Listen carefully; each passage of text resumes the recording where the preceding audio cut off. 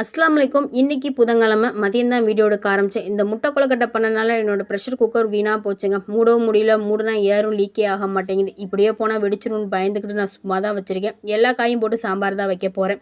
பசங்க லீவ் டயத்தில் tea power சும்மாவே இருந்தாங்க. அதனால் வால்நட்ஸை உடச்சி பருப்பு எடுக்க சொல்லியிருந்தேன். அந்த வேலையை பார்த்துக்கிட்டாங்க. அண்ணன் ஊர்லேருந்து வர்றப்ப பெட்ஷீட் கொண்டு வந்திருந்தாங்க. என்னை பார்க்க வர்றப்ப மறந்து வீட்லேயே வச்சுட்டு வந்துட்டேன்னாங்க. அதனால் சின்னன்ட்ட கொடுத்துருந்தாங்க. அதையும் வாங்கி வைக்க ஆரம்பிச்சிட்டேன். வந்ததுக்கப்புறம் தான் சாம்பார் தாளித்து போட்டேன்.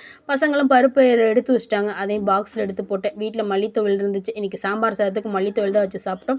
மதியம் சாப்பாடு சூப்பராக சாப்பிட்டதுக்கப்புறம் நான் ரூமெல்லாம் க்ளீன் பண்ண ஆரம்பிச்சிட்டேன்.